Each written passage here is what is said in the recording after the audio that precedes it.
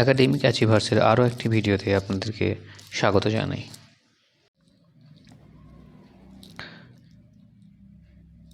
বর্ধমান ইউনিভার্সিটির BA first সেমিস্টারের যে AEC পেপার আছে সেখানে নৈবেদ্য কাব্যগ্রন্থের যে 4টি কবিতা পাঠ্য আছে তার মধ্যে অন্য একটি হলো শতাব্দীর সূর্য আজি রক্ত মেঘ মাঝে। এখন আমরা এই কবিতার কয়েকটি MCQ প্রশ্ন যা পরীক্ষার জন্য খুবই গুরুত্বপূর্ণ সেগুলো আলোচনা করব। শতাব্দীর সূর্য আজি কবিতাটি কার লেখা? রবীন্দ্রনাথ ঠাকুর। শতাব্দীর সূর্য আজি কবিতাটি কোন কাব্যগ্রন্থের অন্তর্গত? নৈবেদ্য। শতাব্দীর সূর্য আজি নৈবেদ্য কাব্যগ্রন্থের কত সংখ্যক কবিতা? শতাব্দীর সূর্য আজি নৈবেদ্য কাব্যগ্রন্থের 64 সংখ্যক কবিতা।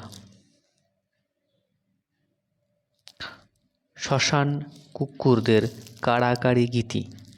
শ্মশান কুক্কুরদের সঙ্গে কাদের তুলনা করা হয়েছে? এক শ্রেণীর ইংরেজ অনুগত কবিদের।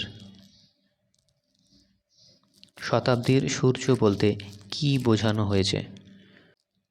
শতাব্দীর সূর্য বলতে ঊনবিংশ শতাব্দীর শেষ প্রহরের সূর্য। হিংসার উৎসব শব্দের অর্থ কী?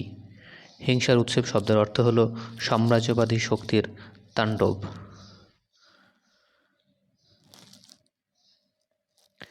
দয়াহীন সভ্যতা নাগিনী বলতে কোন সভ্যতাকে বোঝানো হয়েছে? পশ্চিমী সভ্যতাকে। ভদ্রবেশে কি জেগে উঠেছে? ভদ্রবেশে জেগে উঠেছে বর্বরতা। ধর্মেরে কিসে ভাসাতে চায়? ধর্মেরে বলের বন্যায় ভাসাতে চায়। ভীতি জাগিয়ে কারা চিৎকারিছে? ভীতি জাগিয়ে কবিরা চিৎকারিছে।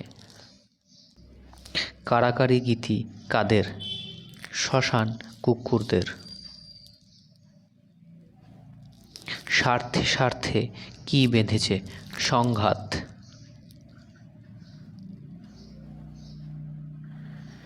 লোভে লোভে কি ঘটেছে?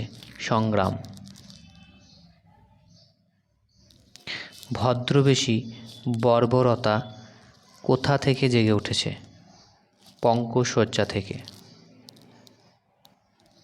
লজ্জা শরম ত্যাগী। ত্যাগী শব্দের গদ্যরূপ কি?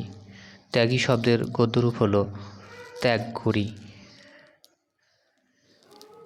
সভ্যতাকে তুলনা করা হয়েছে কার সঙ্গে? সভ্যতাকে তুলনা করা হয়েছে দয়াহীন নাগিনীর সঙ্গে। ভাবের দিক থেকে শতাব্দীর সূর্য আজি কোন শ্রেণীর কবিতা? ভাবের দিক থেকে শতাব্দীর সূর্য আজি তস্ত্রধর্মী কবিতা। আজকে রাতের মধ্যে AEC পেপারের যে সমস্ত গল্পগুলো পাঠ্য রয়েছে সেগুলো আমরা ভিডিও আকারে তোমাদের সামনে তুলে ধরার চেষ্টা করছি। আশা করছি এতে তোমাদের খুবই উপকার হবে।